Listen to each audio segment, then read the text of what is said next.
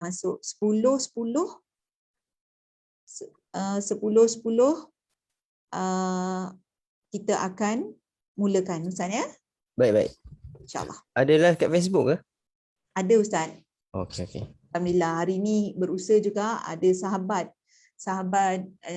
muslimat yang sudi untuk bantu long. Terima kasih kepada Wan Mas Lukma.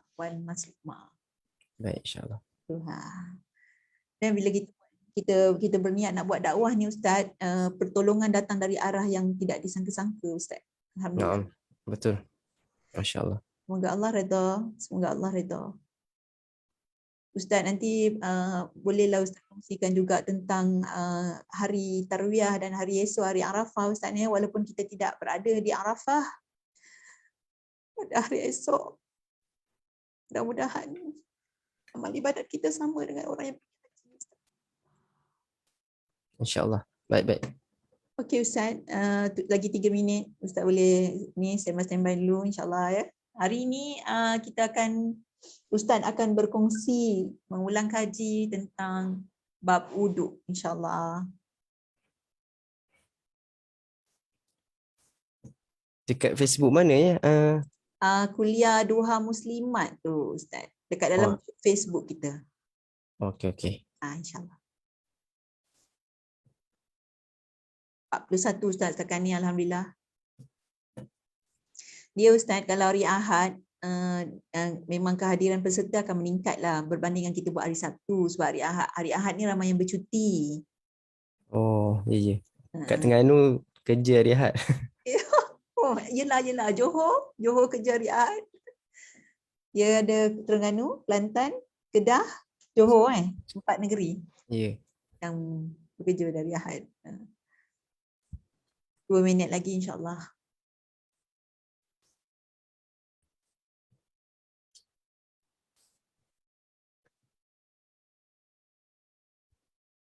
Ustaz sihat Ustaz Sihat alhamdulillah.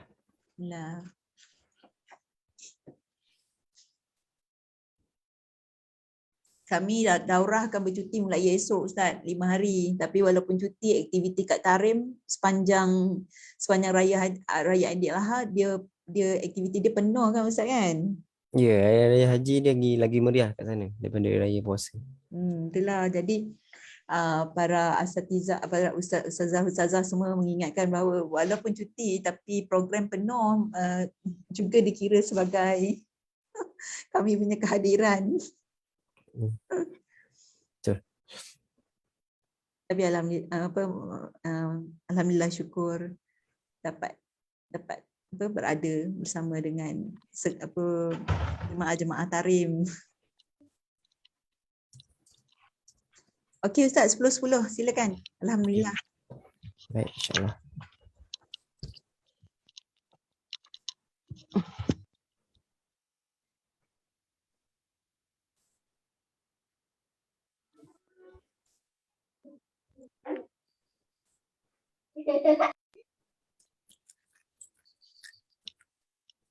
Bismillahirrahmanirrahim. Alhamdulillahirabbil alamin. Wassallallahu ta'ala ala sayyidina Muhammadin wa ala alihi wa sahbihi ajma'in. Nawaitu ta'allamu wa ta'lim wa tadhakkura wa tadhkir wa nafa'a wal intifa' wal ifadata wal istifadah wal hatha ala tamassuki bi kitabillah wa sunnati Rasulillah sallallahu alaihi wasallam wad dalata ila al khair wa du'a al huda ibtiwa qurbihi wa thawabihi mardatihi ya arhamar rahimin ya arhamar rahimin ya arhamar rahimin. Rabbi shrah li sadri wa yassir li amri واحلل عقدة من لساني يفقهوا قولي اللهم لا علم لنا إلا ما علمتنا إنك أنت العليم الحكيم ولا حول ولا قوة إلا بالله العلي العظيم. الحمد لله. اللهم صل على سيدنا محمد ما اتصلت العيون بالنظر وتزخرفت الأرض بالمطر وحج حاج واعتمر ولبى وحلق ونهر وطاف بالبيت العتيق وكبر الحجر وعلى آله وصحبه وسلم. الحمد لله. Kita bersyukur kepada Allah Subhanahu Wa Taala yang telah memberikan kudrat kepada kita untuk sama-sama kita hadirkan diri kita pada pagi yang mulia ini, insya-Allah pada pagi 8 Zulhijjah, hari Tarwiyah. Alhamdulillah Allah sempatkan kita pada hari ini, hari yang penuh dengan fadilatnya, hari yang penuh dengan rahmatnya daripada Allah Subhanahu Wa Taala, dan semoga Allah sempatkan kita dengan hari-hari yang akan datang untuk dapat kita terus meningkatkan takwa kita kepada Allah Subhanahu Wa Taala, dan dapat mendekatkan diri kepada Allah Subhanahu Wa Taala. Seterusnya dapat ma'rifatullah, dapat mengenal Allah Subhanahu Wa Taala di dunia ini sebelum kita bertemu dengan Allah Subhanahu Wa Taala di akhirat. Maka orang yang mengenal Allah di dunia ini, maka itulah saat yang paling gembira apabila mereka bertemu dengan Allah Subhanahu Wa Taala. Apabila mereka bertemu dengan Allah dalam keadaan mereka kenal kepada Allah Subhanahu Wa Taala, maka itulah adalah saat yang paling gembira, saat yang paling indah, saat yang paling bahagia bagi seorang itu, iaitu apabila mereka bertemu dengan Allah dalam keadaan mereka dah kenal kepada Allah Subhanahu Wa Taala. Maka kita punya kelas, kita punya ibadah, kita punya puasa, segala amal ibadah kita, segala ketaatan kita, tujuannya adalah untuk apa? Adalah untuk kita kenal Allah Subhanahu Wa Taala, dan cara untuk kita kenal di Allah Subhanahu Wa Taala adalah dengan kita belajar ilmu. Yang kita belajar ilmu akidah, yang kita belajar ilmu fiqh, dan juga dengan kita belajar ilmu tasawuf. Semua itu adalah cara untuk kita mengenal Allah, cara untuk kita mendekatkan diri kepada Allah Subhanahu Wa Taala. Jadi Allah memberi kurnia kepada kita untuk kita mengenal Allah Subhanahu Wa Taala. Allah memberi kurnia kepada kita untuk kita lebih mendekatkan diri kepada Allah Subhanahu Wa Taala. Seharusnya setiap nikmat yang Allah beri kepada kita itu haruslah kita mengingatinya, dan haruslah kita sentiasa mensyukurinya, dan haruslah kita membalas dengan perbuatan taat. Jangan kita biarkan nikmat yang Allah beri kepada kita itu berlalu begitu sahaja, bahkan kita wajib mensyukurinya, dan hendaklah kita balas dengan ibadah kepada Allah Subhanahu Wa Taala. Jadi alhamdulillah, pada pagi ini, pagi yang mulia ini, kita akan bincang sedikitlah, perkongsian sedikit beberapa perkara berkaitan dengan wuduk. Pada kelas yang lepas, 2 kelas yang lepas, kita dah bincangkan tentang masalah air. Tentang masalah air, bahawasanya kita nak berwuduk adalah tujuannya untuk apa? Untuk kita bersuci. Kita sucikan diri kita yang zahir. Sucikan diri kita yang zahir sebelum kita bertemu menghadap Allah Subhanahu Wa Taala dalam segala ibadah kita. Maka wuduk adalah kunci segala ibadah, ataupun wuduk adalah kunci kebanyakan ibadah. Kebanyakan ibadah berhajat kepada wuduk, bahkan disunatkan dalam segala ibadah untuk kita mulakan dengan perkara yang berwuduk. Segala ibadah disunatkan kita untuk dimulakan dengan berwuduk, tapi bukan semua ibadah itu berhajat kepada berwuduk. Maka wuduk ini adalah cara untuk kita mengangkat hadas kita, untuk kita bersuci. Dan pada kelas yang lepas kita dah bincangkan bagaimana bahawasanya untuk berwuduk kita perlu menggunakan apa? Antara syarat sah wuduk adalah kita menggunakan air yang mutlak, air yang suci lagi menyucikan, dan tak sah kalau kita menggunakan air musta'mal, tak sah juga kita menggunakan air mutaghayyir, air yang dah berubah, tak sah juga jika kita menggunakan air mutanajis. Maka hanya air yang boleh digunakan pakai dalam masalah berwuduk, dalam masalah kita nak mengangkat hadas menggunakan air ini, hanyalah air mutlak sahaja. Itu perkara yang kita dah bincangkan. Jadi pada hari ini insya-Allah kita akan masuk kepada perbincangan wuduk dari segi rukun-rukun wuduknya. Maka wuduk ini adalah kunci bagi solat kita. Maka siapakah yang diwajibkan bagi mereka berwuduk? Adalah mereka yang diwajibkan bagi merekanya solat. Siapa yang diwajibkan bagi solat, maka dia wajiblah untuk berwuduk. Cuma kata para ulama, adakah solat itu menjadi sebab wajib ataupun hadas itu sendiri yang menjadi sebab wajib? Adakah kita wajib berwuduk disebabkan kita nak solat, ataupun disebabkan kita berhadas itu sendiri kita wajib berwuduk? Kata para ulama, kita wajib berwuduk kerana adanya hadas pada diri kita. Kerana adanya kotoran pada diri kita, maka sebelum kita bangun bertemu dengan Allah Subhanahu Wa Taala, kita hendaklah mengangkat dahulu hadas tersebut. Hadas itu ibarat kotoran yang ada pada badan kita yang tak nampak, tetapi ada pada badan kita yang seharusnya kita mengangkat hadas tersebut. Maka hadas kecil kita angkatkan dengan wuduk, dan hadas besar kita angkatkan dengan mandi wajib. Maka tak akan diterima solat seseorang itu melainkan dengan wuduk, ataupun ganti bagi wuduk, iaitu apa? Iaitu tayamum. Itu tayamum ganti bagi wuduk, ataupun dipanggil apa? Solat hormat waktu. Solat hormat waktu itu adalah solat bagi orang yang tak mampu berwuduk dan tak mampu nak bertayamum, tak mampu nak mengangkat hadas. Maka solat orang yang hormat waktu tadi wajib qada lah. Tapi solat orang yang dah berwuduk ataupun solat orang yang dah bertayamum, maka tak wajib qada pada beberapa masalah saja yang wajib qada pada masalah tayamum. Baik, insya-Allah. Maka kata Nabi SAW, tidak akan menjaga wuduk, la yahfaz 'ala al-wudu' ila al-mu'min. Tidak akan menjaga wuduk seseorang itu melainkan dia orang mukmin. Maka tanda seorang itu beriman kepada Allah Subhanahu Wa Taala adalah dengan dia sentiasa menjaga wuduknya. Dia sentiasa berada dalam wuduk. Orang yang dalam wuduk ini sentiasa dalam jagaan Allah Subhanahu Wa Taala. Maka dan juga kunci untuk kita hadir ke dalam solat kita, kunci untuk kita dapat khusyuk dalam solat kita adalah kuncinya dekat mana? Kuncinya bagaimana kita menjaga wuduk kita. Bagaimana kita menghadirkan hati kita ketika mana kita berwuduk. Ramai orang yang berwuduk tetapi tak tahu apa yang dilakukan. Tak tahu kenapa dia kena basuh muka. Kenapa dia kena basuh tangan. Tak tahu apa yang dilakukan. Maka wuduknya tidak khusyuk. Maka susahlah dia untuk mendapat khusyuk dalam solat. Kerana wuduk adalah kunci bagi solat. Maka jika betul kuncinya, jika betul gigi-gigi pada kuncinya, tak belok, tak rosak, maka bolehlah buka pintu tersebut. Tapi kalau rosak kuncinya, maka tak dapat buka pintu solat tersebut. Maka untuk buka pintu solat itu adalah dengan kita memperbaiki wuduk kita.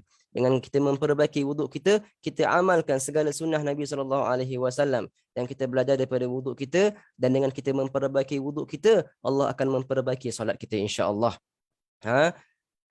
Bahkan dikatakan antara adab berwuduk adalah janganlah kita berkata-kata ketika mana kita berwuduk. Tak boleh kita berkata-kata. Kerana apa? Kerana bila kita berkata-kata itu menunjukkan hati kita dah berpaling daripada ibadah yang sedang kita berdepan. Bila kita dah bercakap dengan orang lain, tengah berwuduk, sembang dengan orang lain ataupun tengok pada perkara yang lain, maka itu telah mengganggu hati kita dengan ibadah yang kita berdepan sekarang. Kerana jangan pandang wuduk itu perkara biasa. Jangan pandang wuduk itu adalah perkara-perkara yang remeh. Bahkan wuduk itu adalah satu ibadah. Satu cara kita mendekatkan diri kepada Allah Subhanahu Wa Taala. Bahkan ulama menyebutkan bahawasanya banyak sangat kelebihan-kelebihan dan fadilat-fadilat bagi mereka yang sentiasa menjaga wuduk. Bahkan Nabi SAW sendiri menyebutkan bahawasanya Nabi dengar ketika mana peristiwa Al-Isra wal Mi'raj. Nabi turun daripada langit itu, Nabi cerita kepada sahabat Nabi SAW, kata pada Sayyidina Bilal radhiyallahu taala anhu, wahai Bilal, inni sami'tu khashkhashana 'alaika fil jannah. Aku telah dengar bunyi selipar kamu, bunyi capal kamu di syurga. Maka apakah amalan yang kamu buat sehingga kamu dah berada dalam syurga? Kata Sayyidina Bilal, setiap kali aku berhadas, aku akan terus berwuduk. Maka antara amalan Sayyidina Bilal adalah sentiasa menjaga wuduk. Dan selepas dia berwuduk, dia akan bangun solat 2 rakaat. Solat 2 rakaat sunnatul wuduk lillahi ta'ala. Maka itu amalan Sayyidina Bilal yang telah menyebabkan rohnya dah berada di syurga. Dah telah menghantar, dah sen awal roh dia dalam syurga, maka akan diikuti oleh jasadnya akan masuk juga ke dalam syurga. Maka Sayyidina Bilal antara sahabat Nabi SAW yang dah dijamin masuk syurga, dengan amalannya apa? Dengan amalannya menjaga wuduk dan juga solat 2 rakaat selepas wuduk. Ulama menyebutkan bahawasanya barang siapa yang sentiasa menjaga wuduk, yang merupakan wuduk itu adalah tugas bagi seorang murid. Murid ni apa? Murid orang yang nak kepada Allah Subhanahu Wa Taala, orang yang nak berjalan di jalan Allah. Syarat utama dia apa? Adab utama dia adalah dia sentiasa berwuduk dengan Allah Subhanahu Wa Taala. Kena berzikir pun berwuduk walaupun tak wajib berwuduk. Nak berselawat pada Nabi SAW pun berwuduk walaupun tak wajib berwuduk. Nak hadir ke dalam majlis ilmu pun berwuduk walaupun tak wajib hadir ke dalam majlis ilmu dengan berwuduk. Tapi dia sentiasa menjaga wuduk. Dan antara kelebihan orang yang sentiasa menjaga wuduk ini, kata para ulama, adalah Allah akan memperluaskan rezekinya. Siapa yang nak rezeki luas, sentiasalah jaga wuduk dia. Kerana wuduk itu dia macam magnet yang menarik rezeki. Dia macam magnet yang menarik rezeki. Dengan adanya wuduk, maka Allah sentiasa mendekatkan rezeki kepada kita. Rezeki yang zahirnya, dari segi harta benda, makanannya, tempat tinggalnya, dan juga rezeki yang batin. Dari segi rahmat Allah, pengampunan Allah, penjagaan Allah, sentiasa bersama dengan Allah itu adalah rezeki juga. Rezeki hadir ke dalam majlis ilmu, rezeki dikurniakan isteri yang soleh, suami yang soleh, rezeki dikurniakan keluarga yang bahagia, kawan-kawan yang hebat yang dapat menolong dalam kebaikan. Itu semua rezeki yang mana Allah berikan kepada mereka yang sentiasa menjaga wuduk. Maka orang yang sentiasa menjaga wuduk, Allah akan dekatkan, Allah akan bukakan pintu rezeki baginya. Antara juga kelebihan berwuduk, siapa yang sentiasa menjaga wuduk ini adalah Allah akan memperluaskan akhlaknya. Seperti mana Allah memperluaskan rezekinya, Allah akan memperluaskan akhlaknya. Apa maksud Allah memperluaskan akhlaknya? Maksudnya setiap perkara yang dia buat dalam seharian dia, Allah akan jaga kehidupan dia. Allah akan jaga tubuh badan dia daripada berbuat maksiat. Allah akan jaga tutur lidah dia daripada perkara-perkara yang tak baik. Allah akan jaga mata dia daripada melihat perkara-perkara yang haram. Semua itu dijaga oleh Allah Subhanahu Wa Taala. Itulah perihal waliullah, perihal orang-orang soleh, sentiasa perbuatan mereka itu dijaga oleh Allah Subhanahu Wa Taala. Dan juga antara kelebihan orang yang sentiasa menjaga wuduk ini adalah malaikat hafazah. wa yursilu alaikum hafazah, kata Allah dalam Quran. Allah sentiasa menetapkan bagi kita setiap orang yang beriman itu ada malaikat yang menjaganya. Bukan malaikat raqib atid tu, ada malaikat lain yang sentiasa menjaga kita. Sentiasa bersama dengan kita, menjaga kita daripada perkara-perkara yang tak diingini, dipanggil malaikat hafazah. Bahkan Nabi menyebutkan ada malaikat-malaikat yang bergilir siang dan malam. Bergilir siang dan malam, ada malaikat shift siang, ada malaikat shift malam. Dan mereka akan bertukar shift pada waktu bila? Pada waktu subuh dan juga pada waktu asar. Sebab itu pada waktu subuh dan pada waktu asar disunatkan kita untuk bermusafahah, bersalaman dengan jemaah-jemaah yang kita solat bersamanya. Waktu yang paling afdal untuk kita bermusafahah adalah waktu subuh dan waktu asar. Apa kelebihan orang yang menjaga wuduk ini? Malaikat hafazah suka kepada dia. Malaikat hafazah tadi akan suka kepada orang yang sentiasa menjaga wuduk.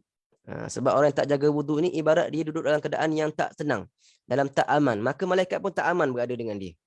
Tapi orang yang sentiasa menjaga wuduk, maka malaikat hafazah pun suka akan dia. Dan juga antara kelebihan yang keempat saya boleh sebutkan di sini adalah dapat menjagakan diri kita daripada maksiat dengan adanya wuduk.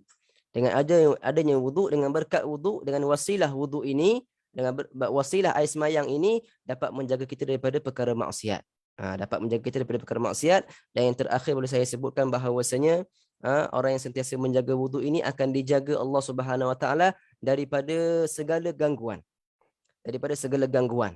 Sama ada daripada gangguan ainnya, penyakit ainnya, ataupun penyakit sihirnya, ataupun segala saka-sakanya, ataupun apa, santau-santaunya akan dijaga Allah Subhanahu Wa Taala daripada syaitan dan jin yang jahat dengan kita menjaga wuduk kita.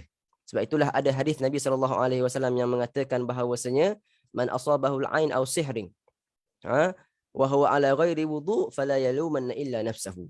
Barang siapa yang kena pada dirinya penyakit ain ataupun kena disihir dalam keadaan dia tidak berwuduk, maka janganlah dia salahkan sesiapa, melainkan dia salahkan dirinya. Bermaksud apa? Siapa yang kena ain, kena sihir ketika mana dia tak berwuduk, maka itu salah dia lah tu. Salah dia, kenapa kamu tak jaga wuduk? Maka itu lebih membuka pintu untuk jin dan syaitan masuk ke dalam diri kamu. Maka dengan kita menjaga wuduk, dapat menjaga diri kita daripada segala gangguan. Sama ada gangguan yang zahir, kecurian, kena ragut, itu pun dijaga oleh Allah Subhanahu Wa Taala, ataupun jagaan-jagaan yang berjenis batin juga dijaga oleh Allah Subhanahu Wa Taala. Allah akan jaga hati dia daripada berpaling daripada Allah. Allah akan jaga hati dia daripada tak benci kepada Allah. Allah akan jaga hati dia daripada memberontak kepada Allah Subhanahu Wa Taala. Semua itu akan dijaga disebabkan berkatnya adanya kita sentiasa berwuduk. Maka seharusnya seorang mukmin itu sentiasa menjaga diri dia dalam keadaan berwuduk seboleh mungkin. Seboleh mungkin. Bagi orang yang dah berkahwin, orang yang dah ada suami isteri kan susah nak jaga berwuduk. Nak jaga wuduk kan susah. Kata guru saya Syekh Umar Hussein, ketika mana kita nak tidur kan kita disunatkan kita berwuduk. Tapi macam mana saya nak tidur Ustaz dalam keadaan saya tidur bersama suami ataupun isteri? Mestilah akan berlaku sentuhan antara suami dan isteri. Kata Syekh Umar, cara dia adalah apa? Kita taklidkan mazhab lain. Kita ambil kul mazhab lain ketika mana nak tidur sahaja. Jangan ambil pada waktu lain. Ketika nak tidur, kita ambil kul mazhab lain yang mengatakan tak batal sentuh lelaki dan perempuan yang bukan ajnabi dalam keadaan tak syahwat. Kalau tak syahwat, tak batal wuduk dia. Maka boleh tidur dengan suami dan isteri dalam keadaan tak syahwat, dalam keadaan dia berwuduk. Tapi kalau dalam keadaan syahwat, batal jugalah, walaupun dalam mazhab lain pun batal. Dan ada kul yang mengatakan tak batal wuduk melainkan dengan apa? Melainkan dengan perhubungan suami dan isteri sahaja. Boleh ambil kul-kul tersebut untuk menjaga diri kita daripada berwuduk. Dalam mazhab Syafi'i memang akan batal. Memang akan batal. Maka susahlah bagi orang yang maknanya mengamalkan mazhab Syafi'i untuk menjaga wuduk ketika mana dia bersama suami dan isteri. Tapi kita boleh taklid. Supaya apa? Supaya kita juga dapat menjaga wuduk walaupun pada mazhab yang lain boleh. Dalam masalah ini diperbolehkan untuk kita taklid. Diperbolehkan untuk kita taklid. Maka tak ada masalah untuk kita berwuduk juga sebelum tidur, dan kita taklid kepada mazhab pendapat-pendapat yang lain yang mengatakan tak batal wuduk kita hanya sekadar bersentuhan lelaki dan perempuan yang bukan mahram. Baik. Dikatakan Sayyidatina Nafisah radhiyallahu taala anha. Sayyidatina Nafisah ini adalah merupakan guru kepada Imam Syafi'i radhiyallahu taala anhu, yang merupakan anak kepada Sayyidina Hasan. Anak kepada Sayyidina Hasan bin Ali. Sayyidah Nafisah. Imam Syafi'i, Imam Muhammad bin Idris sempat berguru dengan Sayyidah Nafisah. Dan dia sangat agung-agungkan Sayyidah Nafisah. Ketika mana Imam Syafi'i meninggal. Imam Syafi'i ini dia meninggal awal, dia meninggal muda. Ketika umur dia 50 tahun lebih. meninggal muda, tapi Allah berkati umur dia sampai dia dapat buat mazhab yang mustaqil.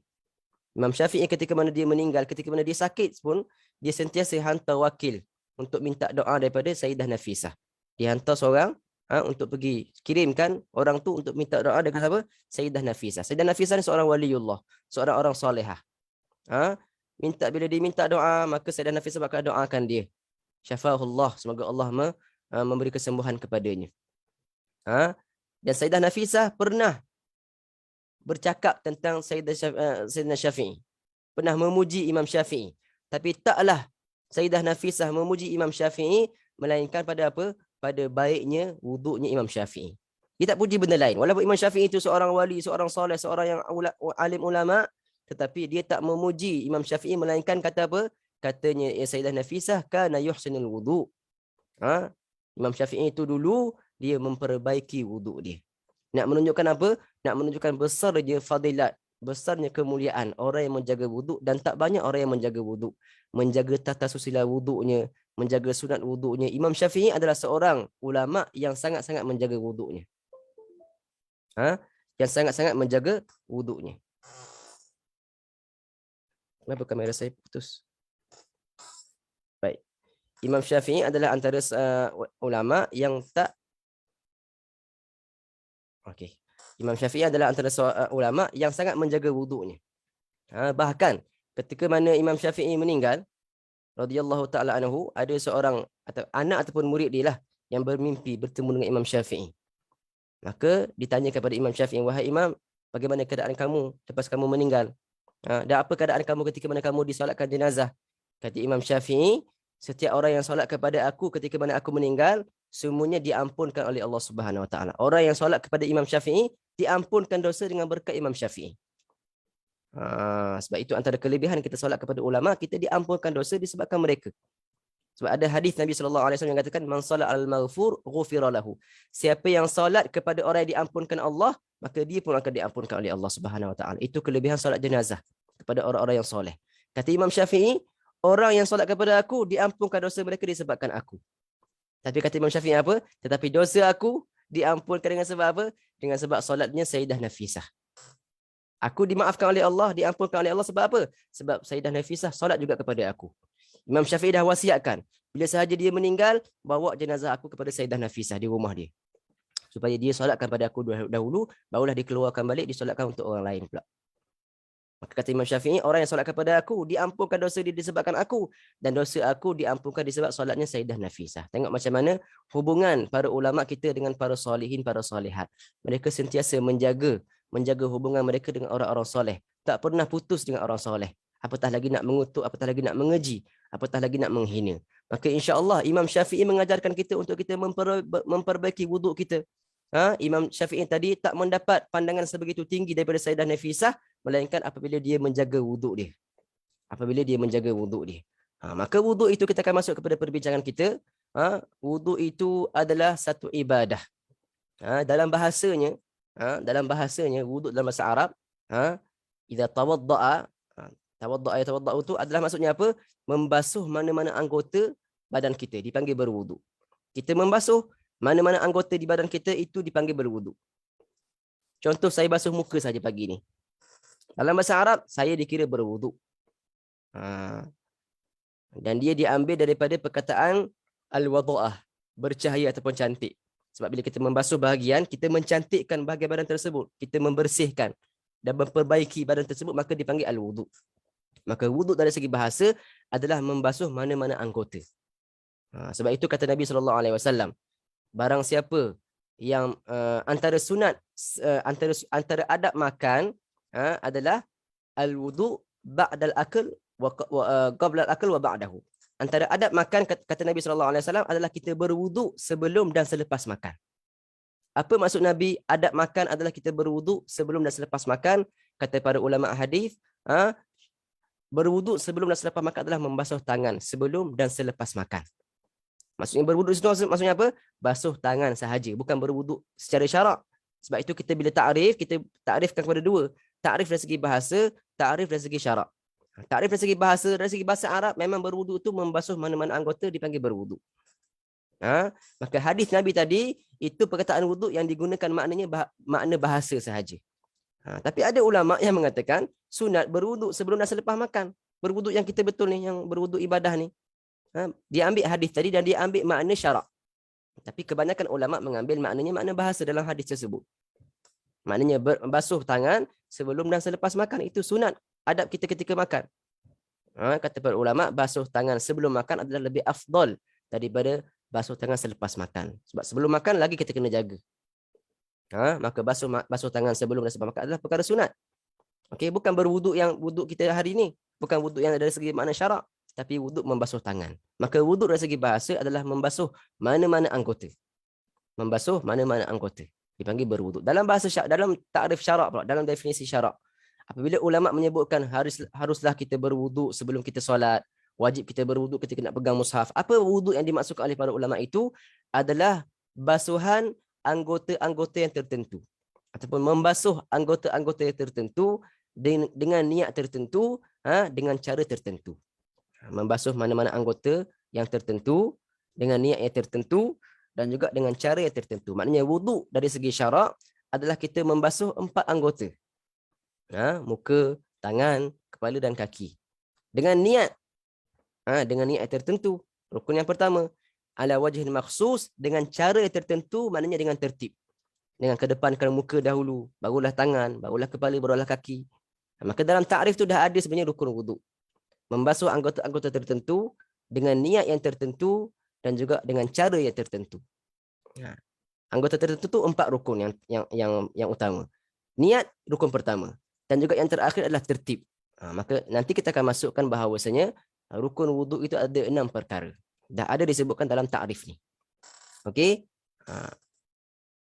Dan dikatakan oleh Nabi SAW, la yasbiqu 'abdun al-wudu'a illa ghufira lahu ma taqaddama min dhanbihi wa ma ta'akhkhar. Tidak akan bermula seorang itu berwuduk melainkan akan diampunkan dosanya yang telah berlalu dan juga dosa yang akan datang. Antara kelebihan berwuduk ni sentiasa diampunkan dosa. Walaupun wuduk tajdid, wuduk yang kita perbaharui wuduk, kita dah ada wuduk, tapi kita dah solat, maka disunatkan kita untuk memperbaharui wuduk kita selepas kita solat. Wuduk yang tajdid tadi, yang sunat tadi pun turut menggugurkan dosa. Maka dengan wuduk menggugurkan dosa. Menggugurkan dosa daripada tubuh badan kita. Tapi dosa-dosa yang kecil sahajalah. Dosa-dosa yang kecil sahaja. Sebab dosa yang besar wajib bertaubat. Kata Nabi SAW, as-salatu khairu mawdu' wa la yuhafidhu 'ala al-wudu' illa mu'min.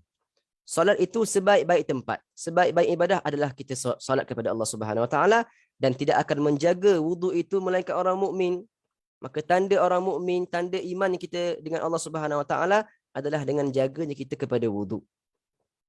Kata Nabi SAW, man tawadda'a fa ahsana al-wudu'a kharajat khatayahu min jasadihi hatta takhruja min adfarihi.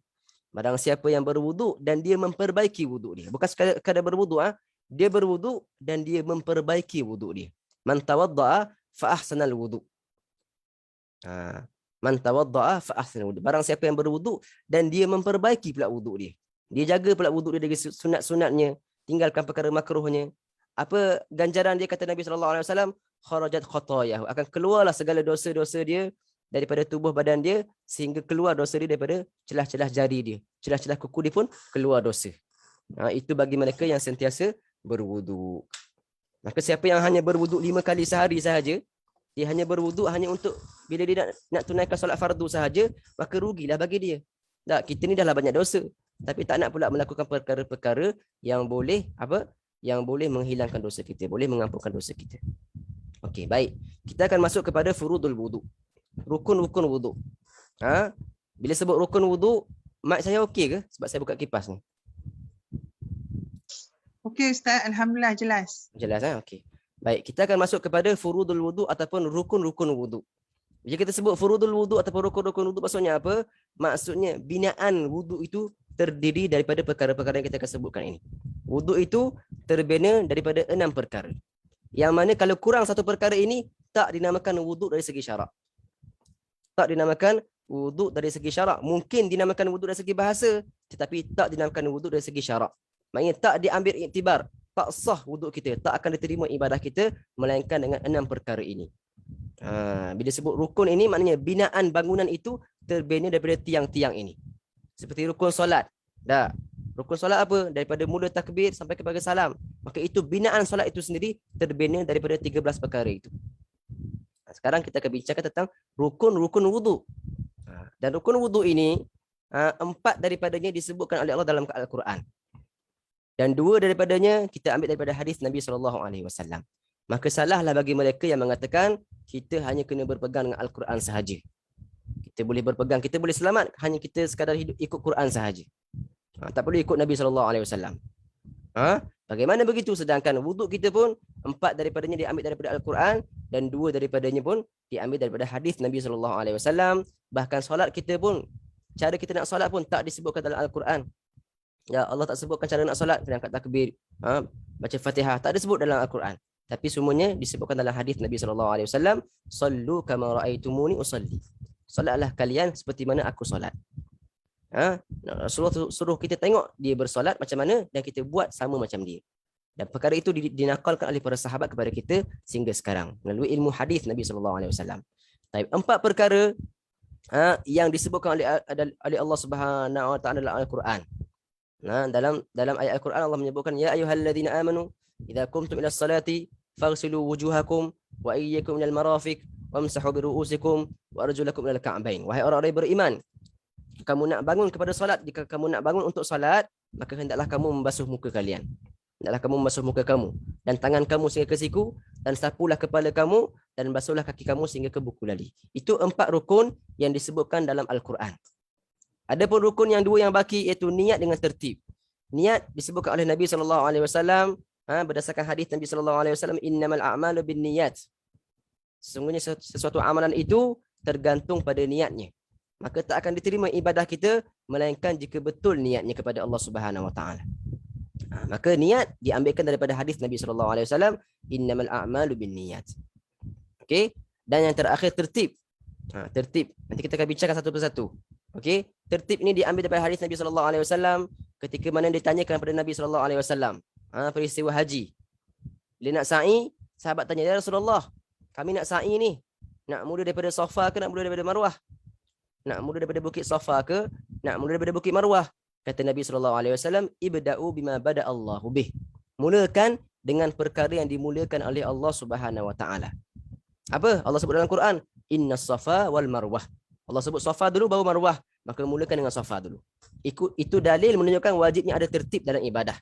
Kena ikut yang mana dulu disebut oleh Allah, yang itu kita buat dulu.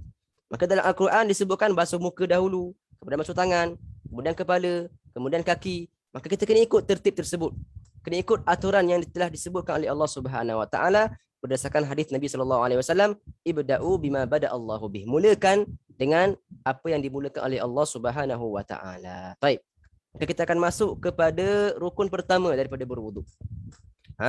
Rukun pertama berwudu adalah apa?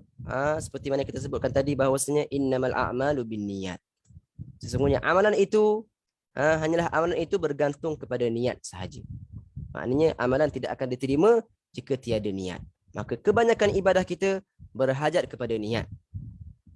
Terutama ibadah-ibadah yang khusus seperti wudu, solat, tayamum, puasa, haji, zakat, semuanya wajib kepada niat. Tapi ada ibadah-ibadah yang tak berhajat kepada niat. Walaupun kita tak berniat pun, kita buat ibadah tu dah dapat pahala dah. Contohnya apa?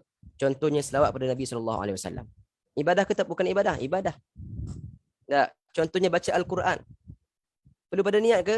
Tak perlu pada niat. Baca Al-Quran tanpa niat pun dapat pahala. Tapi kalau solat tanpa niat, tak dapat pahala, bahkan tak sah solat dia. Okey. Apa lagi? Berzikir. Berzikir antara ibadah yang tak perlu kepada niat. Tetapi kena faham, bila kita niatkan dengan ibadah kita yang tak wajib kepada niat, kita akan dapat tambahan pahala. Kita akan dapat bonus tambahan pahala berdasarkan niat kita. Seberapa banyak kita pasangkan niat kepada diri kita dengan ibadah yang kita buat, maka kita akan dapat pahala dengan sekadar niat yang kita niatkan. Sebab itu seperti mana apa yang Kak Long ceritakan tadi, bahawasanya ulama menyarankan kita untuk kita sentiasa memperbanyakkan niat dalam segala perbuatan kita. Walaupun perbuatan itu bukan zahirnya nampak ibadah. Nampak zahir bukan ibadah. Contohnya apa? Contohnya bawa kereta. Ibadah ke tu? Bukan ibadah. Tapi dengan niat boleh menjadikan bawa kereta jadi ibadah. Pergi kerja. Ibadah ke tak ibadah? Tak ibadah melainkan dengan niat. Makan nasi. Tak. Tak ibadah melainkan dengan niat. Membezakan di antara adat dengan ibadah adalah dengan niat. Niat adalah untuk membezakan adat dengan ibadat. Saya makan nasi, ada kawan saya makan nasi dekat sebelah. Lauk sama, ikan patin, gulai tempoyak. Sama lauk dia. Nasi pun sama banyak, 2 sendok nasi. Okey? Tapi dia niat, saya tak niat. Dia niat makan dia, aku niatkan makan aku ini untuk apa? Untuk memberi kekuatan untuk aku beribadah. Aku niatkan makan aku ini untuk mensyukuri nikmat Allah Subhanahu Wa Taala. Aku niatkan makan aku ini untuk menyambut seruan Allah. Allah kata kulu washrabu, makanlah kamu dan minumlah kamu. Aku nak ambil seruan itu. Suruhan itu aku nak ambil. Aku makan makanan ini adalah untuk tanda aku bersyukur pada Allah Subhanahu Wa Taala. Maka dia memperbanyakkan niat. Maka setiap suapan dia dapat pahala dengan sebab niat tadi. Saya makan juga, dia makan, tapi makan dia jadi ibadah, makan saya jadi adat. Makan saya hanya sekadar makan, masuk dalam perut, keluar balik. Begitu sahaja. Tapi makan dia menjadi ibadah. Setiap suapan dapat pahala. Sebab itu seseorang mukmin boleh menjadikan seluruh kehidupan dia daripada awal dia bangun tidur sampai dia tidur balik semuanya jadi ibadah. Dengan apa? Dengan niat. Maka dengan niat merubah adat kepada ibadah. Seseorang yang nak keluar nak pergi kerja. Tak? Dia kena pergi kerja pukul lepas subuh pukul 6.30 pukul 7 dah kena keluar pergi kerja. Kalau dia keluar tanpa niat, maka semua pekerjaan yang dia buat daripada mula-mula dia keluar pagi itu sampai di balik petang semuanya sia-sia. Hanyalah perkara dunia sahaja, tak memberi apa-apa manfaat pada akhirat dia. Tapi kalau dia keluarkan, mula saya pakai kasut tu dah niat dah. Aku niat keluar hari ni adalah untuk mencari rezeki yang halal. Aku niat keluar ini adalah untuk aku berdakwah kepada orang lain. Dengan aku mengamalkan sunnah Nabi, dengan aku mengamalkan akhlak Nabi, aku boleh berdakwah pada orang lain. Aku keluar kerja ni, kalau aku jumpa orang tua dekat tepi jalan, aku nak tolong dia. Aku keluar kerja ni, kalau aku jumpa orang miskin, aku nak bagi sedekah kepada dia. Buat tak buat nombor 2, yang penting niat dulu. Buat tak buat nombor 2, niatkan dahulu. Dengan niat kita dah dapat pahala dah. Walaupun dia jalan, sekat jalan, bos telefon, call, hari ni cuti. PKP, tak ada kerja, balik semula ke rumah. Dapat pahala, tadi semua dapat pahala. Dengan sebab apa? Dengan sebab niat sahaja. Maka kita kena memperbanyakkan niat dari segi perkara yang mubah, perkara yang harus kita buat, apa makan, bekerja, duduk dengan keluarga, bersama dengan suami isteri. Semua itu perlu pada niat untuk menjadikan perbuatan tersebut sebagai apa? Sebagai ibadah. Apatah lagi pada perkara ibadah yang khusus seperti ini. Seperti berwuduk ini, wajib niat. Bahkan menjadi rukun daripada rukun wuduk adalah berniat. Okey? Maka apakah yang kita nak niatkan ketika mana kita berwuduk? Sebelum tu kita kena terangkan apakah itu niat. Apakah itu niat? Niat adalah dari segi bahasa, niat adalah lintasan hati kita. Apa yang terlintas dalam hati kita, perkara yang kita nak buat, itu dipanggil niat.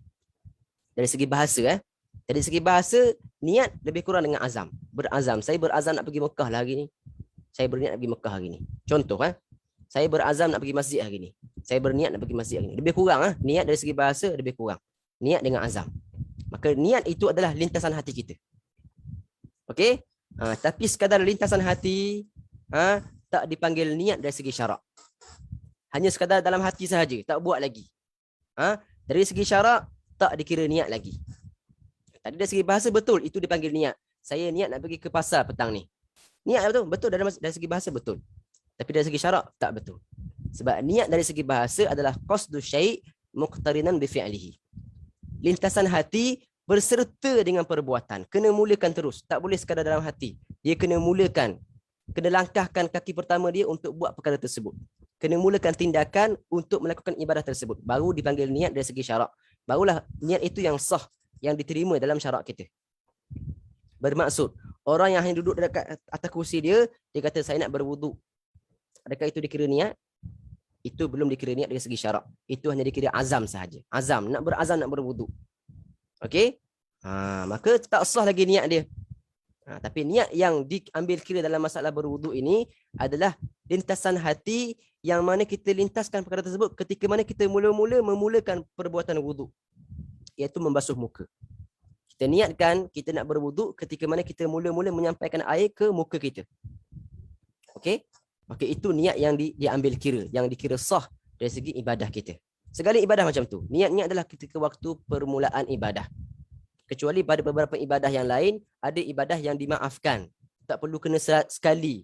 Permulaan ibadah dengan niat tak perlu sekali. Contohnya seperti puasa. Puasa bermula puasa bila? Ketika terbit matahari. Tak. Tapi adakah kita kena tunggu terbit matahari baru kita niat? Tak perlu. Puasa kita boleh niat awal lagi. Okey, sebab dia susah untuk kita sertakan niat dengan perbuatan. Tapi dalam masalah ibadah yang senang macam ni, kita kena sertakan niat lintasan hati kita dengan perbuatan tersebut. Dia ibarat apa? Ibarat kita screenshot. Tahu screenshot tak? Kalau phone tu kita tekan dua butang, dia jadi screenshot. Ketika kita basuh muka itu, kita lintaskan hati. Kita lintaskan niat itu dalam hati kita. Ketika mana? Ketika mula-mula kita membasuh muka. Maka niat adalah kita melintaskan dalam hati kita perkara yang kita nak buat tu ketika mana kita mula-mula membasuh muka. Dalam masalah wuduk lah. Dalam masalah solat, ketika mana kita angkat takbiratul ihram. Allahu Akbar tu kita kena niat dalam hati. Lidah memainkan peranan Allahu Akbar. Tapi hati memainkan peranan untuk niat. Hati memainkan peranan untuk niat. Okey? Baik. Maka niat dalam wuduk, waktunya bila? Adalah ketika mana kita membasuh muka. Ketika mana kita membasuh muka. Maka dengan niat menjadikan bermulalah kita mengangkat hadas daripada muka kita. Sebab itu ulama kata sunat kita niat apabila kita memulakan daripada atas ni. Ambil air kita nak basuh muka kan. Ketika mana kita niat itulah, ketika mana air sampai ke kulit itulah kita berniat. Okey. Contohnya lah, saya basuh muka saya. Saya belum niat lagi. Sampai dekat hidung baru saya mula niat. Sampai air dekat hidung baru saya mula niat. Okey. Maka kita katakan hanya tempat saya mula berniat tadi, tempat itu saja yang terangkat hadas ni. Yang atas tadi belum terangkat hadas walaupun dah sampai air. Sebab apa? Sebab belum ada niat lagi. Dia kena ada niat dan basuhan air sekali. Okey? Maka bila dah saya basuh ke sini baru saya niat, maka dekat bawah ni saja baru terangkat hadas. Ibaratnya daripada bawah ni hijau semua, dah angkat hadas. Tapi yang atas masih lagi merah lagi. Sebab masih lagi belum terangkat hadas. Maka saya wajib ambil air yang kedua untuk saya sempurnakan basuhan muka saya. Dan itu masih lagi basuhan pertama. Maknanya masih lagi merubah air tersebut menjadi air mustakmal. Belum basuhan sunat lagi tu. Itu basuhan yang wajib. Maka basuhan kedua tadi jadi wajib untuk menyempurnakan basuhan muka saya. Dan perlu niat lagi sekali ke? Tak perlu dah. Niat hanya pada awal ibadah sahaja. Nak basuh kali kedua kena niat lagi ke? Tak perlu dah. Basuh tangan pun tak perlu niat dah. Basuh kaki pun tak perlu niat dah. Tak perlu niat dah. Cuma dia wajib apa? Wajib tahu kita tahu hukum niat. Maknanya kita tahu kita sekarang sedang berwuduk. Bukan basuh kaki untuk benda lain. Tahu sekadar itu sahaja, tak perlu berniat. Boleh faham? Maka niat ini dia dalam hati kita. Dia bukan ada bahasa, dia tak ada huruf, dia tak ada bunyi. Dia hanya lintasan hati. Cuma ulama meletakkan lafaz untuk kita faham apa perkara yang kita nak lintaskan tu. Benda yang kita nak lintas dalam hati tu, ulama pun buat lafaz dia. Lafaznya apa? Nawaitu rafa'al hadas ke? Nawaitul wuduk ke? Saja aku mengangkat hadas kecil ke? Saja aku berwuduk fardu ke? Saja aku berwuduk pun boleh. Maknanya apa? Sahaja-sahaja tu, dalam hati tu, aku sahaja buat benda ni untuk berwuduk. Itu maksudnya. Bukan kena hadirkan huruf tu. Nawaitu rafa'al hadas dalam hati. Bukan. Itu kefahaman yang salah. Niat ni dia sekadar screenshot saja. Ketika mana kita basuh muka tu, hati kita pun screenshot makna lafaz niat tadi. Bahawasanya sekarang kita nak berwuduk, bukan nak solat, bukan nak haji, bukan nak sedekah, bukan nak pergi jalan dekat Afrika, bukan. Kita nak berwuduk. Maknanya kita tahu apa yang kita buat. Itu niat maknanya. Maksudnya kita hadirkan hati kita ketika mana kita nak beribadah. Kerana orang yang beribadah tanpa hati dia tak tahu apa dia buat. Macam mana Allah nak terima solat dia? Macam mana Allah nak terima ibadah dia sedangkan hati dia lalai daripada Allah Subhanahu Wa Taala?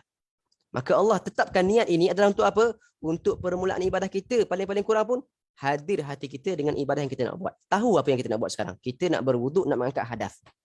Okey? Maka ulama meletakkan lafaz tadi. Bukan wajib pun pakai lafaz tersebut. Tak wajib pun pakai lafaz tersebut. Bahkan niat adalah perkara hati yang tidak ada bahasa, tidak ada suara, tidak ada huruf. Dia bahasa hati. Hati tidak ada bahasa. Tak, seperti mana kita dengar dalam mimpi. Ada bahasa ke tak ada bahasa? Cuma kita faham begitu je. Orang yang bercakap dalam mimpi kita. Tak faham apa. Tak ada bahasa, tak ada huruf. Tapi kita faham begitu. Okey? Maka sama juga niat adalah lintasan hati sahaja. Apa yang perlu kita lintaskan dalam hati adalah apa? Sahaja aku berwuduk. Sahaja aku mengangkat hadas yang kecil. Sahaja aku berwuduk untuk solat. Boleh. Semuanya boleh. Nawaitul wuduk pun boleh. Walaupun itu ada khilaf. Walaupun ada khilaf pada masalah nawaitul wuduk boleh. Nawaitul taharah lis-solah. sahaja aku bersuci untuk solat pun boleh, tak ada masalah. Yang penting kamu berwuduk, kamu basuh muka tu, kamu tahu kamu sini sekarang untuk apa? Untuk mengangkat hadas, untuk kamu beribadah. Okey, maka itu niat. Dari segi syarak, dari segi bahasa betul. Saya dah niat sekarang nak berwuduk. Betul, kamu sah dari segi bahasa. Dari segi syarak belum lagi sah. Kamu belum dikira berniat, kamu hanya berazam sahaja. Okey, maka waktu dia adalah bila? Adalah ketika mana kita membasuh anggota pertama. Ketika berwuduk iaitu membasuh muka. Tengoklah dekat mana kita berniat. Kalau kita niat awal, maka dapat daripada awal, sah dah. Tak, boleh kita niat daripada awal, masa air dalam tangan kita dah niat dah. Tapi kita teruskan niat tersebut. Terus sampai kat sini masih lagi ada niat, maka sah dah. Kalau sampai kat bawah ni nak hilangkan niat pun tak ada masalah dah. Yang penting pada mula-mula air sampai ke muka masih lagi ada niat, maka di situlah permulaan wuduk kita. Di situlah permulaan ibadah kita. Di situlah kita dikira kita mengangkat hadas. Kalau kita basuh muka 100 kali pun tanpa niat, tak mengangkat hadas. Tapi kalau kita basuh muka kita sekali sahaja dengan niat, dah mengangkat hadas. Okey? Boleh faham? Maka itu masalah niat. Maka tempat niat ni adalah di hati dan hukumnya adalah wajib. Kebiasaannya wajib pada setiap ibadah. Okey? Kemudian yang kedua, rukun yang kedua setelah mana kita berniat. Kalau ikut turutan ni sebenarnya, rukun pertama dengan rukun kedua waktunya sama. Sebab niat kan kena sama dengan basuh muka. Tapi nak buat macam mana? Takkan satu niat dengan basuh muka, tak, dibuat dua. Satu niat, dua basuh muka. Maka niat ataupun rukun yang kedua adalah kita membasuh muka kita. Muka, membasuh wajah. Dalam bahasa Arab dipanggil ghuslul wajhi. Membasuh wajah. Kenapa dinamakan sebagai wajah? Kenapa benda yang ke depan ni dipanggil wajah? Kata para ulama, bihi taqa'ul muwajah. Kerana dengan benda inilah kita berdepan. Muwajah dalam bahasa Arab tu kita berdepan dengan seseorang. Kita panggil mutawajjih. Orang yang berdepan, betul-betul dia menghadap. Mutawajjih. Maka kita sebutkan wajah tu wajhiya lilladhi. Aku kedepankan wajah aku. Dah wajah tu lagi, wajhiya lagi. Maknanya dua kali tu. Aku kedepankan wajah aku. Maka dinamakan benda ini wajah kerana dengannya adanya muwajah. Muwajah tu kita berdepan dengan seseorang itu dengan menggunakan muka kita. Mana ada orang bercakap dengan orang pakai belakang ni kan? Tak mesti dia bercakap dengan orang pakai depan, pakai muka. Maka dengan muka ini kita muwajah dengan orang, maka dinamakan itu adalah wajah. Okey? Okey. Maka kita kena membasuh muka kita. Kita diwajibkan mengangkat hadas yang ada pada muka. Dan pada muka ini, pada muka setiap insan itu Allah pamerkan padanya kesan-kesan ibadah ataupun kesan-kesan maksiat. Pada muka seseorang itu ada kesan taatnya dia ataupun sebaliknya kesan maksiat. Ada pada muka setiap orang. Cumanya Allah letakkan hijab bagi setiap orang. Ada orang yang nampak, ada orang yang tak nampak. Ada para alim, para solehin, para wali Allah Subhanahu Wa Taala, Allah bukakan hijab dia, maka dia nampak dekat muka orang lain ada kesan taat. Ada kesan maksiat. Kalau taat alhamdulillah. Tapi kalau orang tengok pada kita ada kesan maksiat. Dekat muka dia nampak dia semalam buat apa-apa sekian. Dekat muka dia nampak dia dah sembang apa dengan kawan dia tadi. Itu dipamerkan oleh Allah Subhanahu Wa Taala. Allah menyebutkan dalam Al-Quran, simahum fi wujuhihim min atharis sujud.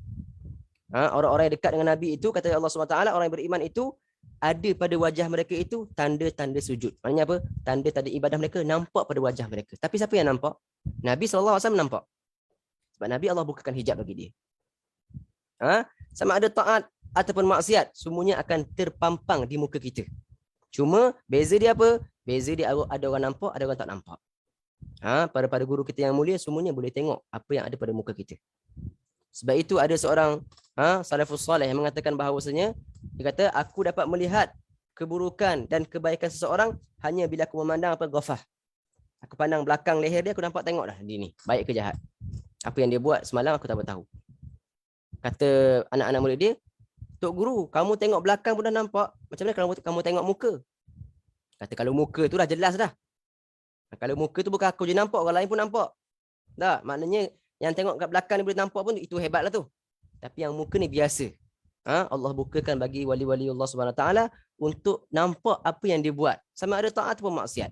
Maka muka ni adalah tempat untuk dipamerkan oleh Allah Subhanahu Wa Taala kebaikan ataupun kejahatan kita. Sebab itu kata para ulama, wajah kita yang sekarang ini pada hari kiamat akan ditukarkan kepada wajah hati kita. Bagaimana bentuk wajah hati kita itu akan diletakkan di wajah zahir kita pada hari kiamat. Bermaksud, seseorang yang hatinya bersih di dunia, maka mukanya akan bersih di dunia. Mukanya akan bersih di akhirat walaupun mukanya buruk di dunia. Sebabkan hati dia bersih di dunia, maka Allah akan bersihkan muka dia, Allah akan putihkan muka dia di akhirat walaupun kat dunia muka dia buruk betul. Contoh Dan orang yang buruk hatinya di dunia, di akhirat mukanya akan buruk walaupun mukanya cantik di dunia. Sebab apa? Sebab di akhirat bukan tempat zahir dah. Di akhirat tempat batin. Tempat hakikat keadaan kamu macam mana sebenarnya. Allah akan letakkan muka hati kita dekat muka kita tempat sekarang ni. Sebab itu Allah kata dalam Al-Quran, yauma tabyaddu wujuhun wa taswaddu wujuh. Hari di mana ada muka-muka yang putih serput, tak ada muka yang hitam legam. Orang yang hatinya putih, maka mukanya putih di hari akhirat. Orang yang hatinya gelap, maka mukanya gelap di hari akhirat. Maka begitulah. Perlu kita faham bahawa kita nak basuh muka ni adalah untuk apa? Ya Allah, aku basuh muka aku ni supaya kamu basuhkan juga sekali muka hati aku. Ya Allah, seperti mana aku angkatkan hadas di muka aku ini, aku pun angkatkan juga dosa-dosa najis yang ada pada hati aku, muka hati aku. Supaya apa? Supaya muka hati kita bercahaya, putih dan juga ditukarkan muka kita di akhirat juga dengan wajah-wajah yang bercahaya. Sebab itu antara doa yang diajar oleh Imam Ghazali. Ketika mana kita basuh muka apa? Allahumma apa? Apa doa yang Imam Ghazali ajar? Allahumma bayyid wajhi. Ya Allah, putihkan muka aku. Binurik, dengan cahaya kamu. Yauma tabyaddu wujuhi awliyaik. Hari di mana Allah putihkan muka orang-orang yang wali Allah Subhanahu Wa Taala. Wala taswad wajhi. Dan jangan kamu gelapkan, hitamkan muka aku di hari mana kamu hitamkan muka-muka musuhmu. Itu Imam Ghazali ajarkan kita doa. Supaya apa? Supaya kita basuh muka dalam keadaan berwuduk, kita faham aku basuh muka ni adalah untuk tujuan muka hati aku bersih. Muka aku kat dunia mungkin cantik, mungkin dengan make upnya, dengan apanya, mungkin hebatlah orang tengok. Comel, cantik lah. Tapi siapa yang tahu keadaan muka hati kita? Hati kita pun ada muka dan perlu disucikan, perlu diangkat hadasnya. Maka basuh muka kita secara luaran ini adalah satu wasilah, satu jambatan untuk kita memperbaiki hati kita juga. Kalau kita faham benda itu, barulah ketika mana kita basuh muka, barulah khusyuk hati kita. Ya Allah, aku basuh muka ni untuk apa ni? Tujuannya untuk apa? Untuk apa? Untuk Allah sucikan juga hati kita. Okey. Maka membasuh muka dalam wuduk adalah rukun daripada rukun wuduk. Dah pukul 11 dah. La haula wala quwwata illa billah. Okey. Basuh muka dalam berwuduk adalah rukun daripada rukun wuduk. Okey, hadnya daripada mana? Hadnya adalah daripada tumbuh rambut. Tempat tumbuh rambut. Tak boleh nak buka pula ni. Setiap orang ada tempat tumbuh rambut dia. Maka di situlah bermula had muka bagi dia. Kecuali bagi orang yang tak tumbuh rambut, memang tak ada rambut, maka ikutlah keadaan kebiasaan orang. Ulama meletakkan 4 jari daripada dahi kita, maka itulah tempat permulaan rambut kita. Okey, bermula daripada tempat tumbuh rambut, mana biti syar ila dhiqni, sehinggalah ke dagu kita. Okey, itu had. Sekarang kita nak sebut area muka tu. Area muka daripada tempat tumbuh rambut sehinggalah ke dagu. Di dagu ni ada 2 tulang yang bertemu, maka di situlah dinamakan dagu, adhiqni. Itu dari segi panjangnya tempat tumbuh rambut sehingga ke dagu. Dari segi lebar pula daripada hujung telinga.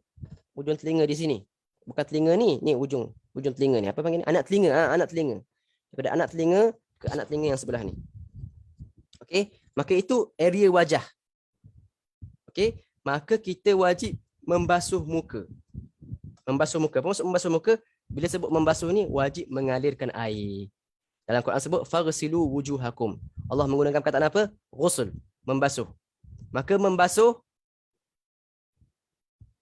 Maka membasuh adalah wajib mengalirkan air. Berbeza dengan masalah rambut, nanti kita akan bincang. Basuh kepala.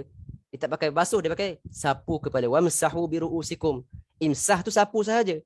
Tapi dalam masalah muka kita kena basuh. Apa maksud basuh? Basuh ni kena mengalirkan air. Kena mengalirkan air di atas kulit muka kita. Bermaksud orang yang basahkan kain tuala. Sapu tangan yang basah, dia basahkan sapu tangan, dia tempek-tempekkan dekat atas muka dia sampai basah. Adakah itu sah pada membasuh muka? Kita katakan dalam mazhab Syafi'i tak sah. Sebab dalam mazhab Syafi'i wajib, bahkan dalam mazhab lain pun sama. Membasuh. Bila membasuh ni wajib mengalirkan air. Air kena mengalir atas muka. Tak. Kalau pakai spray pun sekarang boleh pakai spray kan? Kalau orang sakit boleh pakai spray kan? Tak. Spray sampai air mengalir. Kalau spray sikit saya tak boleh. Dia kena spray sampai air mengalir ataupun spray dekat tangan banyak-banyak, lepas tu alirkan dekat muka. Yang penting adalah air mengalir. Maka wajib mengalirkan air di seluruh area muka yang kita dah sebut tadi. Daripada tempat tumbuh rambut sehingga ke dagu dan daripada anak telinga ke anak telinga. Okey. Dan wajib menyampaikan air ke seluruh kulit muka sama ada benda itu adalah kulit ataupun rambut. Okey, segala bulu, segala rambut yang berada di atas muka kita ini wajib kita sampaikan air sehingga ke tempat tumbuh rambut itu. Sehingga ke tempat tumbuh bulu tersebut. Di muka kita ini disebutkan oleh para ulama ada 20 jenis bulu. 20 nama jenis bulu. Ada syaribnya, ada lehyahnya, ada aridhannya, ada apa? Banyaklah, ada 20 nama bagi nama bulu di atas muka kita. Setiap bulu yang berada di kawasan muka wajib kita basuh dia, alirkan air pada dia. Bukan dia saja, bahkan tempat tumbuh dia pun kena sampaikan air. Maksudnya kulit dia pun kena sampaikan air. Okey? Maka perkara yang saya nak tambahkan di sini, nak bagi perhatian pada wanita-wanita adalah rambut yang tumbuh di kawasan muka. Okey? Rambut yang tumbuh di kawasan muka atau kita panggil apa? Sideburn. Sideburn. Saya kena buka lah juga ni kopi saya supaya nampak kejap Okey. Okey, di sini ini okey, ni masih lagi kawasan muka. Di sini masih lagi kawasan muka. Okey. Kat atas ni kawasan muka tak kat atas ni? Ni panggil maudhu' apa? Maudhu' tahdhif. Macam mana nak tahu di kawasan atas ni adakah muka ataupun tidak? Kita ambil benang daripada atas sampai ke hujung telinga. Kita ambil benang, tarikkan daripada atas sampai ke hujung telinga ni. Yang mana dalam benang itu maka itu kawasan muka, wajib basuh. Yang mana di luar benang itu bukan kawasan muka, maka tak wajib basuh. Okey, maka kat atas ni tak wajib basuh ni. Rambut kat atas tak wajib basuh sebab dia dah dikeluar kawasan muka. Kalau kita ambil benang kan, kat atas ni tak masuk dah. Okey, tapi yang dekat sini ni, yang saya nak, rambut perempuan yang ada di sini, yang tumbuh di depan telinga ni. Okey, itu dipanggil apa? Itu dipanggil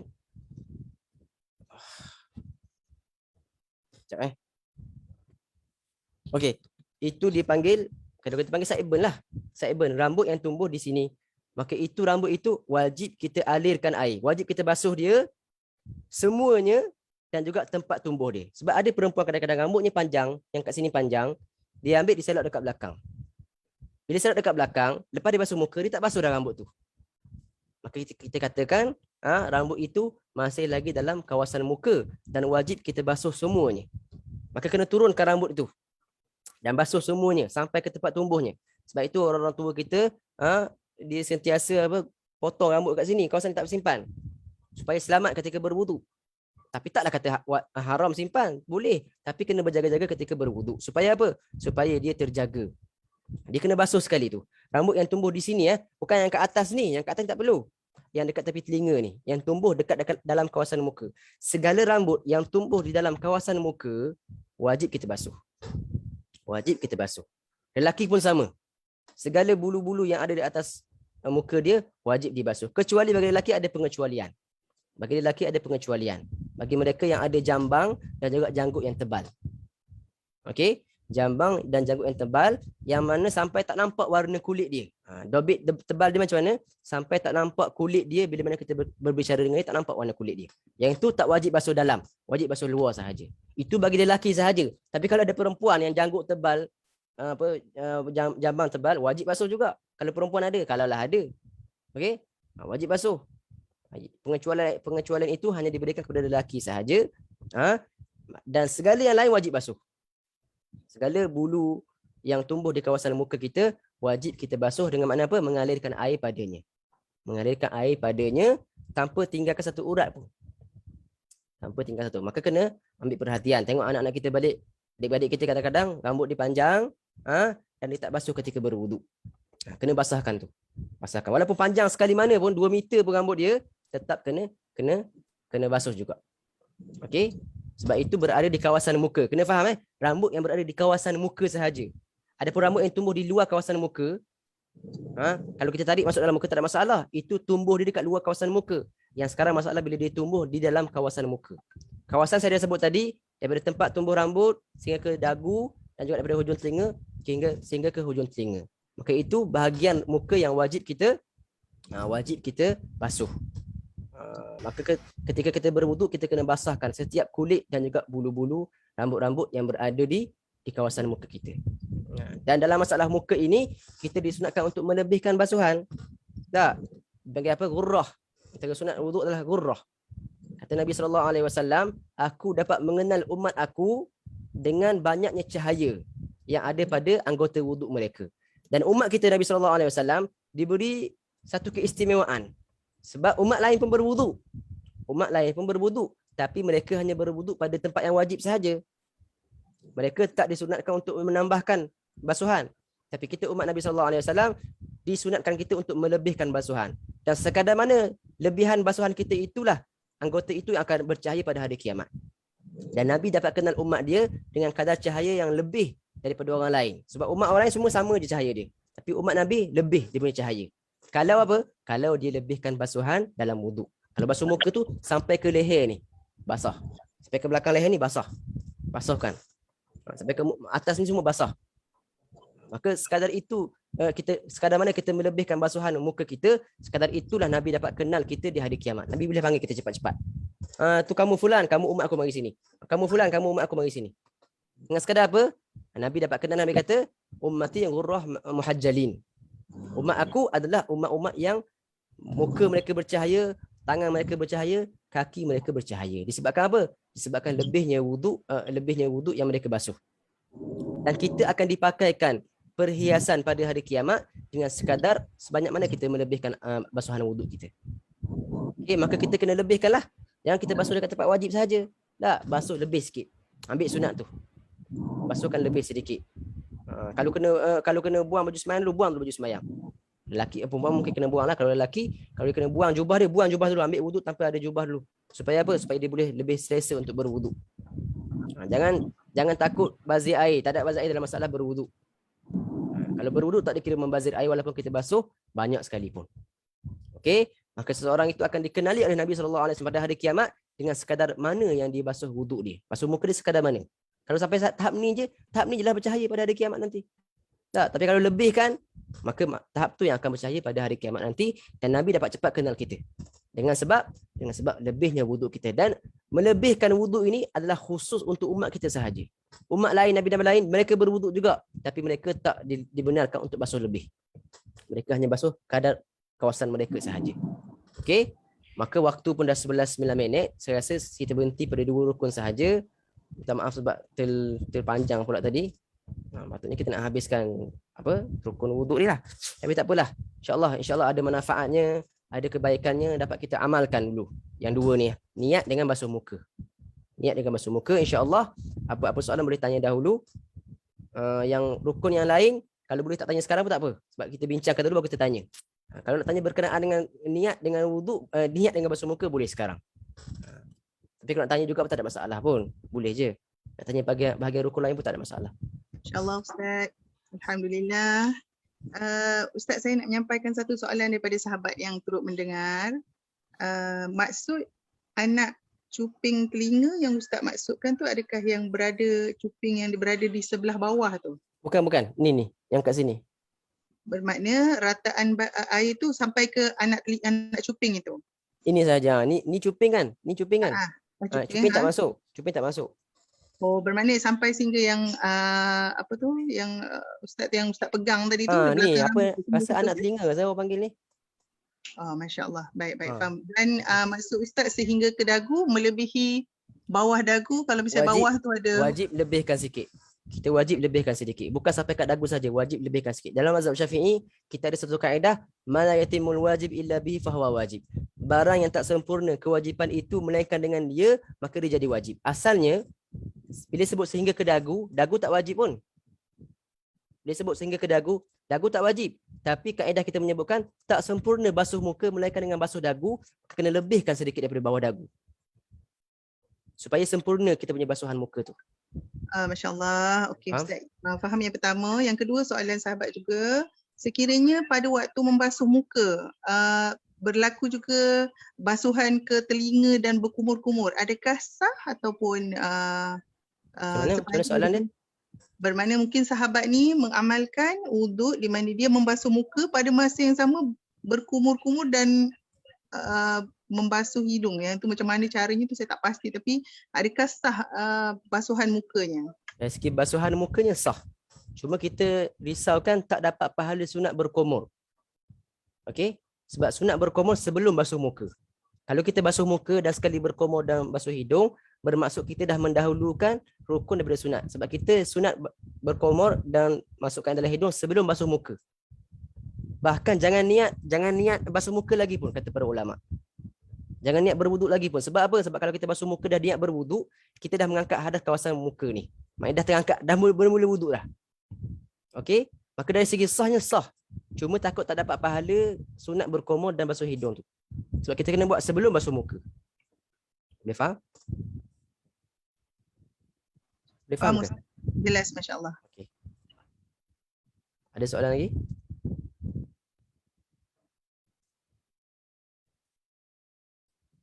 Ada soalan dekat chat ni kan?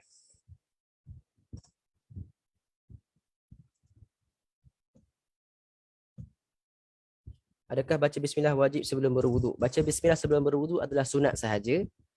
Bahkan dikatakan siapa yang berwuduk tanpa baca bismillah, maka anggota wuduknya akan bercahaya. Ini bukan pada hari kiamat, pada hari biasa pun akan bercahaya. Maknanya ada rahmat Allah SWT pada anggota wuduk dia. Ini bagi mereka yang berwuduk tanpa baca bismillah. Tapi siapa yang baca bismillah sebelum berwuduk, berwuduk dengan baca bismillah, seluruh anggota badan dia akan bercahaya. Kalau yang tak baca bismillah, anggota wuduk sahaja, muka, tangan, kepala dan kaki sahaja. Tapi kalau yang baca bismillah, seluruh badan dia akan bercahaya. Okey? Okey, lagi soalan lagi? Apa lagi ni? Satu ni. Ustaz, anak rambut kalau perempuan panjang kena air. Tak faham ni. Ustaz nak tanya tentang kawasan benang yang Ustaz cakap kat muka tadi. Okey, kawasan benang tu kita nak tahu rambut yang kat sini.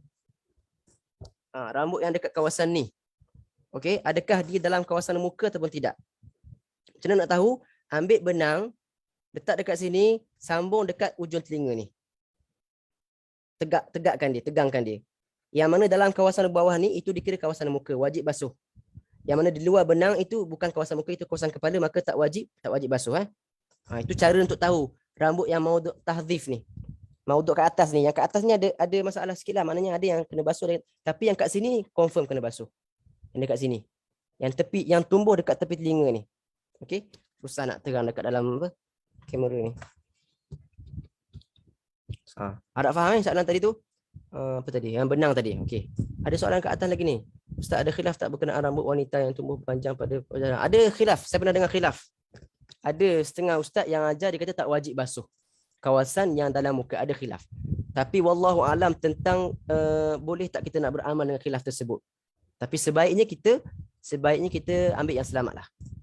Sebaiknya kita ambil selamat. Untuk khilaf tu kita ambil untuk kita memaafkan perkara kita yang dah lalu. Kalau yang dah lepas, kita pakai khilaf tu. Tapi untuk akan datang, kita buat yang afdal. Sebab khilaf ni boleh jadi betul, boleh jadi tak betul. Boleh jadi itu pendapat yang betul, boleh jadi itu pendapat yang tak betul. Tapi yang ni memang betul. Jumhur ulama ataupun masyhur ulama mengatakan rambut yang berada di kawasan muka wajib basuh. Wajib basuh. Okey. Memang saya pernah ada dengar khilaf, tapi wallahu a'lam saya belum pernah jumpa lagi dalam kitab secara detailnya lah tentang khilaf ni. Wanita yang uzur tidak dapat menjaga wuduk. Okey, bagi wanita yang uzur, mereka meninggalkan wuduk itu adalah ibadah untuk mereka.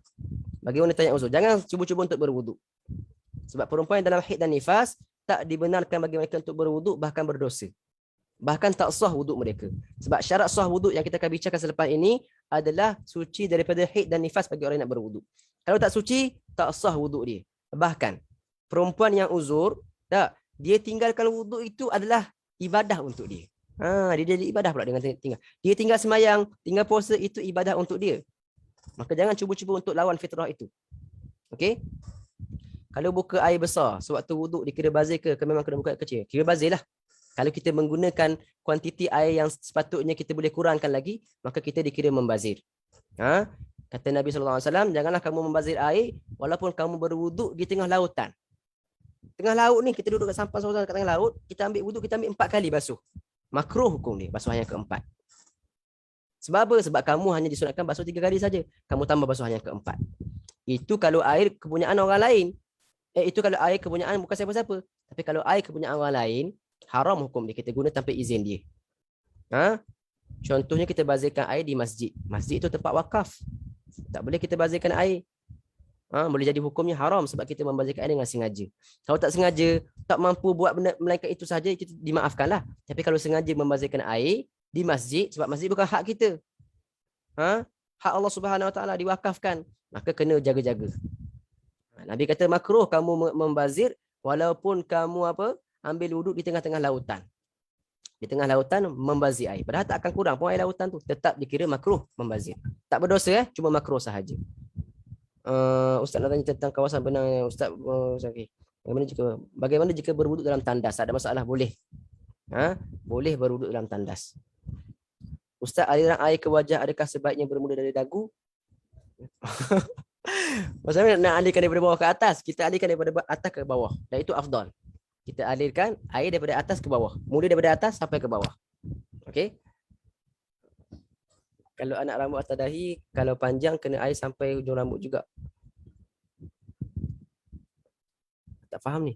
Kalau anak rambut atas dahi, kalau panjang kena air sampai hujung rambut juga.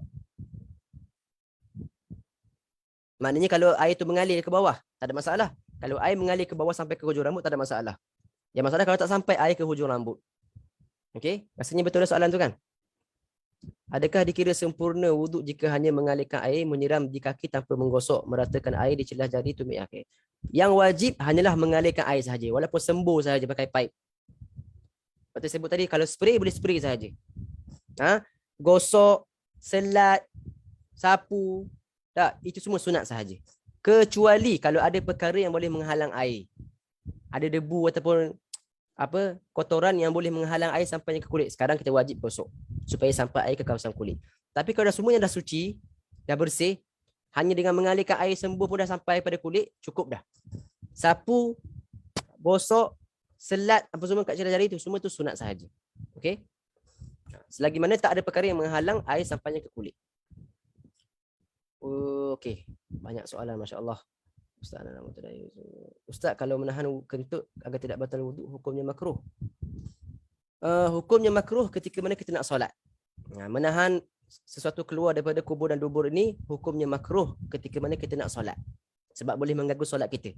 Bukan makruh ketika berwuduk. Makruh ketika mana nak solat. Kalau nak solat, buang dulu, pergi ambil wuduk baru. Biar selesai dahulu, baru pergi ambil wuduk. Hukumnya makruh sahaja. Sama juga makruh solat ketika mana dalam keadaan lapar.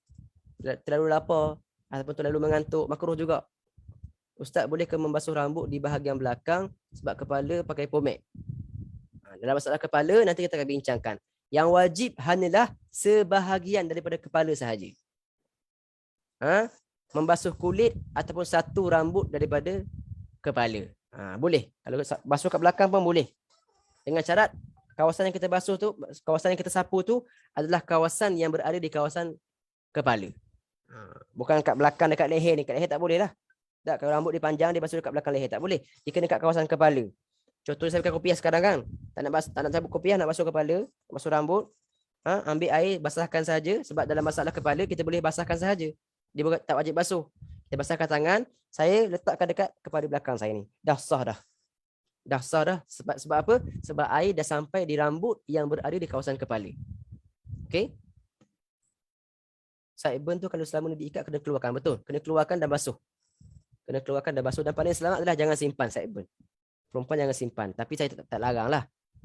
Saya tak larang lah. Cumanya kena berhati-hati lah. Kena berhati-hati. Kalau kita nak berwuduk, kita kena jatuhkan. Jatuhkan dan basuhkan semuanya. Basuhkan semuanya. Masya-Allah. Alhamdulillah. Mungkin boleh kita reserve soalan yang terakhir. InsyaAllah kita bawa ke minggu depan ke Ustaz? Boleh ke? Baik, insyaAllah. InsyaAllah. Jadi Alhamdulillah, terima kasih sekali lagi Ustaz. Jadi sebagai penutup mungkin boleh dalam sekitar 2 hingga 3 minit Ustaz share, kongsikan kelebihan kita bersama dengan 2 hari istimewa ni Ustaz. Mungkin insyaAllah ada apa-apa kelebihan dan doa yang boleh kita amal. Dan moga kita antara mereka yang tidak tertinggal, yang Allah tinggalkan, atau mungkin untuk sama-sama beroleh manfaat 2 hari istimewa ni. Silakan Ustaz. Bismillahirrahmanirrahim. Alhamdulillah, hari ini kita berada pada hari 8 Zulhijjah dan besok kita akan masuk kepada hari Arafah 9 Zulhijjah. Maka hari 8 Zulhijjah ini adalah hari di mana ada hadis Nabi sallallahu alaihi wasallam yang menyebutkan kemuliaan hari Tarwiyah ni lah. Hari Tarwiyah ini ada beberapa riwayat yang mengatakan kenapa dinamakan hari Tarwiyah. Katanya disebabkan apa? Lupa saya sebabnya apa. Sebab Nabi Ibrahim. Lupa kenapa dinamakan Tarwiyah. Tarawih ni maknanya dia minum ataupun dia hilang dahaga. Saya lupa apa sebab dinamakan tarwiyah. Tapi antara hari yang disebutkan oleh Nabi sallallahu alaihi wasallam, barang siapa yang puasa pada hari ini akan diampunkan dosanya setahun. Akan diampunkan dosanya setahun, dan barang siapa yang puasa pada esok hari Arafah akan diampunkan dosa tahun ini dan tahun akan datang. Okey. Ada beberapa video yang saya tengok, ada orang share, dia kata tidak ada hadis yang mengatakan puasa hari tarwiyah. Okey. Saya jelaskan di sini bahawasanya bukan tidak ada hadis tapi statusnya dhaif, bukan maudhu'. Yang ustaz tu dikata hadis tu maudhu', bukan. Hadisnya dhaif. Kita jumpa dah sanad dia, dan memang ada sanad disebutkan oleh para ulama yang hadis tu berstatus dhaif, dan hadis dhaif boleh diamalkan pada fadail amal. Dan secara umumnya ibadah pada hari 1 hari bulan Zulhijjah sehingga ke hari 9 Zulhijjah itu diberikan ganjaran yang sangat besar oleh Allah Subhanahu Wa Taala. Itu hadis yang sahih. Nabi kata tidak ada amalan pada hari-hari yang lebih dicintai oleh Allah melainkan amalan-amalan pada hari-hari awal Zulhijjah, iaitu 1 hingga ke 9 Zulhijjah, sehingga 10 lah, hari tak masuklah. Okey, itu amalan yang paling dicintai oleh Allah Subhanahu Wa Taala lebih daripada berjihad di jalan Allah. Maka segala amalan termasuklah puasa secara umumnya memang mulia pada hari ini. Kalau kita nak buang hadis yang dhaif tadi pun boleh beramal, sebab ada hadis yang lain yang mengatakan afdal kita berpuasa pada hari ini. Ditambah pula dengan hadis dhaif yang mengatakan fadilat khusus pada hari tarwiyah. Okey, dan juga hari yang lebih besar itu hari besok. Besok hari iaitu hari Arafah. Hari Arafah di mana Allah ampunkan banyak daripada hamba-hambanya, Allah bebaskan daripada api neraka. Ramai sangat hamba-hamba yang Allah bebaskan daripada api neraka pada hari Arafah. Bahkan kata para ulama, siapa yang syak, yang sangsi, masih lagi ragu-ragu tentang pengampunan Allah pada hari Arafah, dia boleh jadi kufur. Wal-iyadu billah subhanahu wa ta'ala. Nak katakan besarnya pengampunan Allah, besarnya rahmat Allah, besarnya pemberian Allah pada orang-orang yang beriman pada hari Arafah, sehingga ulama kata siapa yang ragu-ragu disebabkan banyaknya hadis Nabi ceritakan pasal benda ni, dia boleh jadi kufur. Sebab apa? Sebab dia ragu-ragu tentang pengampunan Allah pada hari Arafah. Ragu-ragu pada pengampunan Allah pada hari lain tak kufur, fasik je. Tapi siapa yang ragu-ragu dengan pengampunan Allah pada hari Arafah boleh jadi kufur. Wal iyadu billah subhanahu wa ta'ala. Maknanya besarnya pengampunan Allah bagi orang yang bertaubat pada hari Arafah. Maka orang yang beramal pada hari Arafah ni digandakan amalan dia. Bahkan dikatakan orang yang berpuasa pada hari Arafah diampunkan dosa hari tahun ini dan tahun akan datang. Maknanya dia akan sempat dengan tahun akan datang. Sebab tu kata para ulama, siapa yang puasa hari Arafah, dia akan dipanjangkan umur. Paling-paling kurang dia akan panjang umur sempat dengan tahun depan. Tahun depan yang mana? Sekarang kita berada di bulan 12 ni. Zulhijjah nak masuk bulan Muharram, sempat pada bulan Muharram. Dia akan sempat dengan bulan Muharram. Sebab Allah akan ampunkan dosa dia akan datang, tahun akan datang. Maka paling-paling kurang pun dia kena buat dosa dulu tahun depan. Dia kena sempat dulu hidup tahun depan. Iaitu pada tahun 1443 ni lah. Tak, dia sempat dulu dengan tahun tu. Maka itu antara kelebihan orang yang berpuasa pada hari Arafah. Dan pada hari Arafah ini adalah antara perkara yang kita dituntut adalah kita menyerupai orang Arafah. Kita menyerupai orang yang berada di Mekah. Iaitu mereka berwukuf di padang Arafah pada waktu mana? Bermula pada waktu zuhur sampai ke maghrib kan?